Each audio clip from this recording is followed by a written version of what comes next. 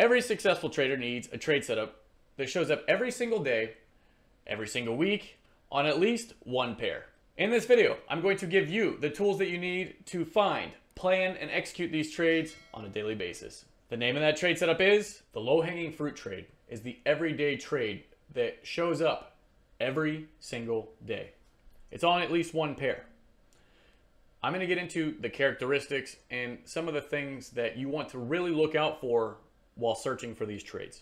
First, I'll read the text box down here, and then I'll explain the picture. Part of an underlying trade setup that has already started to move prior to your session. And notice that I have first red day after 8:30 news. So this was a first red day opportunity on gold. And this is the 1 minute chart. The train has left the station, right? Choo-choo.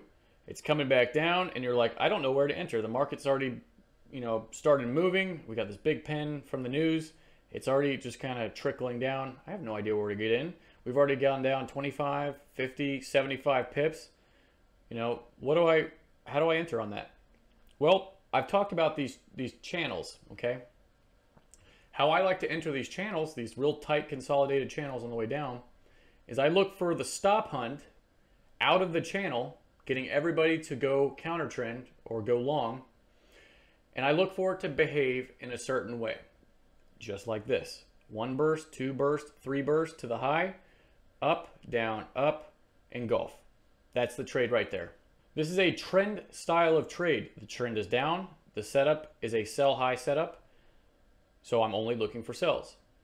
Looking for the first bounce on the 1 minute or the 15-minute chart. Obviously, for this example, this is a 1 minute chart. But I am paying attention to the 15-minute opening times for each 15-minute candle, so I'm aware of where those are.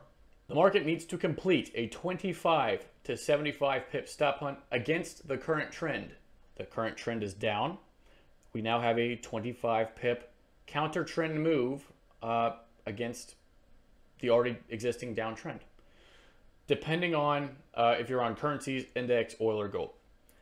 A lot of times you'll notice that gold can travel 50 pips. Sometimes it'll do a 75 pip stop hunt, and it'll give you some kind of like pump and dump scenario. In very strong trending markets, maybe it won't even reach 25 pips. In this example, this is what I would consider perfect. It went from double zeros to 25 and gave me the perfect stop hunt pattern and engulfed. And that's all there is to it. On currencies, you're going to notice that sometimes it doesn't even go the 25 pip stop hunt back up. It's about the pattern that it gives. Sometimes it'll only go 15. You don't have to take the 15 pip stop hunt. All right. If you want better risk to reward and all that stuff, then maybe you can find a more volatile currency pair or trade gold or something like that. But this is the pattern. Some considerations that you want to have when looking for this trade setup further than what I just talked about. I'm watching market structure. As the market's coming down, I'm watching to make sure that I'm not counter trending something that has freshly started going back up, right? This is perfect. We have a high formed. We've come back up, stop hunt the high, and reversed. That's a perfect pattern. What I don't want is the market to come down, go into consolidation, spike low, spike high, pull back, and then break out to the upside, okay? That would tell me that I might be getting into something that I don't want to be a part of. I'm watching the clock consistently. I'm only trying to get into trades, just before or, after these 15-minute, 1 hour rotations. I'm very careful about where in a 15-minute candle I'm entering and where in the 1 hour candle I'm entering, because you don't want to be a part of the stop hunt. You want to be in the stop hunt that's going counter trend so that when it comes back your way, it moves back quickly, if that makes any sense whatsoever. Watch the clock, watch for the 15-minute candle open times, watch for the 1 hour opens. I'm watching, is the equity market open at 9:30 New York time, the London open? How far has the market pulled back? Did I get a 25 to 75 pip stop hunt? What was the pattern? Did I have a stair step? Did I have a 1, 2, 3 on the 15-minute chart? So 1 bar, 2 bars, 3 bars, 45 minutes on the 15-minute chart. Like, what was the pattern? Okay. This 25 to 75 pip pullback or stop hunt allows space for the market to fall through to give your trade room, to give you good risk to reward. The average stop hunt is 25 to 50 pips and can take from 15 to 45 minutes to complete. That is from the time that it starts going back up to the time that you get your engulfment to come back down, 15 to 45 minutes. What was the overall trade setup that started moving before your session? Was it a first red day? Was it a first green day? Was it day 3 reversal? Was it day 2 trend? You need a larger underlying trade. This was a first red day. That's my underlying trade. That's all there is to it. Now, we're going to define the stop hunt, and I'm going to give you a few different patterns that you can look for in these pullbacks to give you more confidence when you're entering the market. Because once you see it enough times, it's like second nature. This, to me, is my favorite pattern. I love the stair step. We have a market coming down, gone into consolidation. 1, 2, 3. Up, down, up. Drop it down a level. 1, 2, 3. Drop it down again. 1, 2, 3. Engulf. Okay, you could enter in anywhere in this upper portion of this little box would be fine. You could enter on a bull candle going short. This to me is the perfect pattern.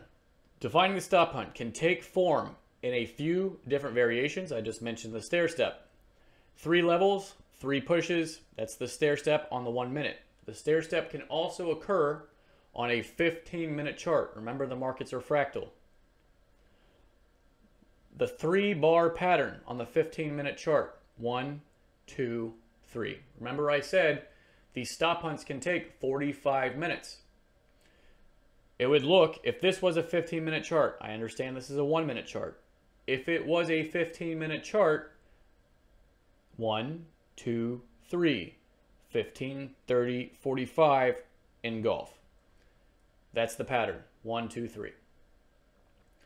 You can get a 4-bar pattern. So again, I understand this is a 1-minute chart. If it was a 15-minute chart, instead of a 1, 2, 3, you would have a 1, 2, a sideways candle, 3, back up, and then an engulfment. And that would be your 4-bar pattern. 1, 2, sideways, 3, engulf. Then you have a 33 style of trade. And a lot of people ask me, how do you know when the high is locked in? This is how you know. 1, 2, 3. You get your M, they drop it down. Maybe the high is locked in. I don't know. 1, 2, 3. Drop it down a level, the high is locked in. 1, 2, 3. The high's already locked in. I'm entering the market, engulfment, blah, blah, blah. That's how you know. Stop hunt is a counter trend to the market's intended direction, stopping out people who have the trade correct and inducing people to trade in the wrong direction. There is something psychological about the number 3 that gets people trading in the opposite direction. Big bull candles, big bull candles, big bull candles. All of a sudden, they flip the book. Oh no, my position's in trouble. And it comes back to stop everybody out. On the flip side of that, there's people who have gone to break even through this movement down. They're at break even. They don't want to lose money. And we come back and get them. The market is two-sided. It's constantly working for itself in both directions. Chances are, if you made it this far in the video, you probably like it. So you might as well hit the button and subscribe to the channel. I want to get into a little bit about using the number boxes to really line up the trade and give you a strong visual and more confidence once again entering these trades. This is again gold on the 1-minute chart. The market has broke down, pulled back. These are the double zeros right here. This was a 25, almost a 50 pip stop hunt through double zeros and getting people the first mouse, the person who is now triggered into the market short early, prior to the market reversing, coming back up from double zeros. 1, 2, 3, 75 pips of rise. That's 3 levels of rise. 1, 2, 3. Comes down, breaks structure on a 1 minute chart, and starts to give that channel again, okay? Up here is where you should enter the market, but you don't because you've missed it. No worries. The train has left the station. I want to get on somehow, some way. We come down, we come up 1. We come up 2. We come up 3 out of that channel. That's what we want. We want them to take liquidity, whatever you want to call it, induce people to go long. Stop out people up here from, what is this, 25 to 50. We've got a 25 pip stop hunt. The market's already moving down. We have a downwards moving market. You have an anchor point, original target. This becomes an M. It breaks down. First entry. Breaks down again. If you want to enter in again on the second entry, good stuff. But this is the target. 75 pips of rise. You want it to at least come back down through the number level. Using round numbers and the quarter levels, you can look to see potential areas for this type of trade to reach for. Average stop hunt is 25 to 50 pips. So measure 25 to 50 pips up or down from where the market starts moving again against the trend for a potential strike zone. Comes down, 25 pips up, perfect. Dump it down. Now we have a West Texas oil example, and all of these examples are on the 1 minute chart because the stop hunt is usually much easier to see within the day, within the day's price action on the 1 minute chart. We have a already existing downwards moving market, okay? Comes down, puts in a low. Look, I've labeled it anchor point. I've measured 50 pips up. 1, 2, 1, 2, 3. Remember I told you about the 33? Dump it down. There's your entry, there's your M, and you've got 1, 2, so 50 pips of drop within 1, 2, 3, in 4 minutes. That's the trade. You close out the trade and you're done. Another example on West Texas oil, very similar to everything I've already shown you. It shows up, like I said, every single day on at least one pair. Downwards moving channel, stop hunt to the high, 1, 2, 3, up, down, 1, 2, 3, down. That's a M. They've engulfed. We've got our 1, 2, 1, 2, 3, and the engulfment. There's your entry. Stops go at the high. You have less than 25 pip stop on oil, which is really good. And you have 25, 50, 75, 3 levels of drop. Trades over, done with within, what, 15 to 20 minutes. The low-hanging fruit opportunities can also be observed on the 15-minute chart. And I'm going to demonstrate that now by just showing you first off that, yes, we are in an up-moving market. This is the Euro-Japanese yen.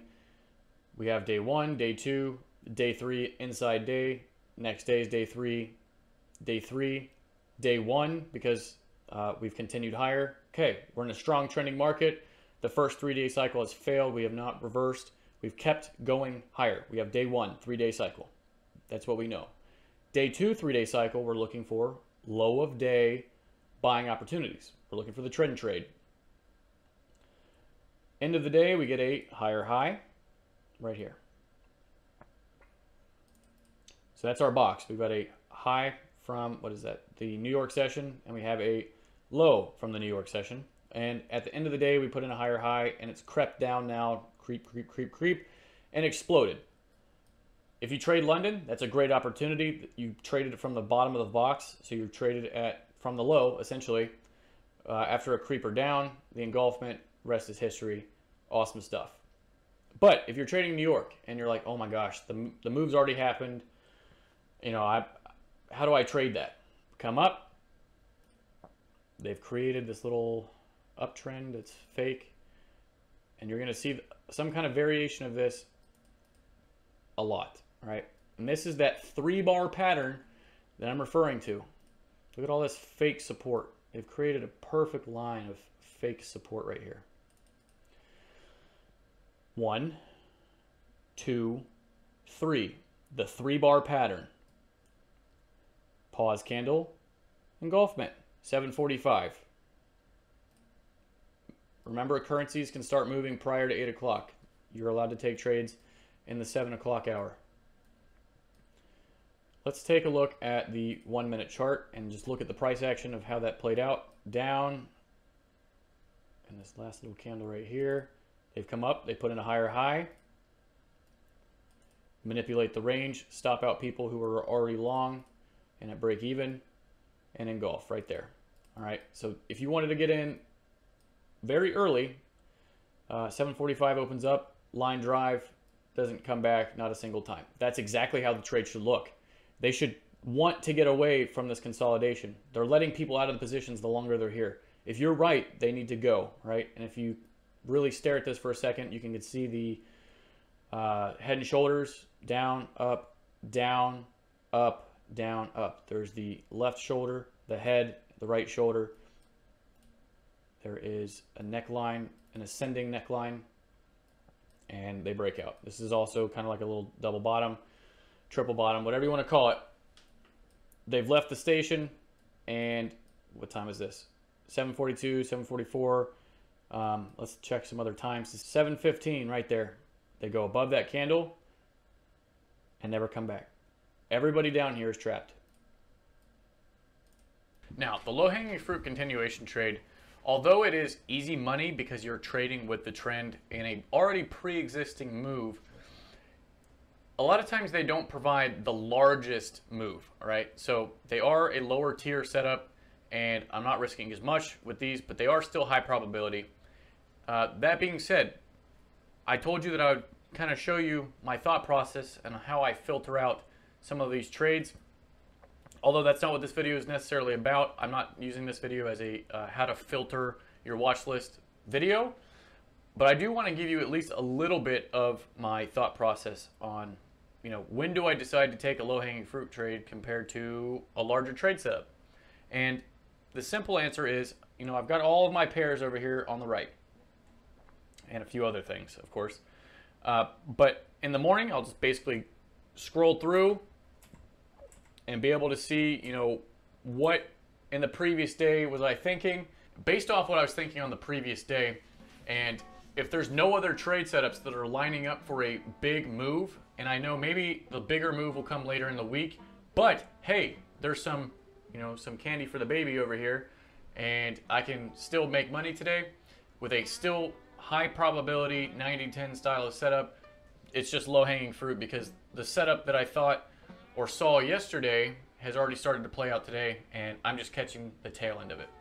I really hope that this video has helped at least one of you. If it has, hit that like button, throw something in the comments down below, and you all have a great day.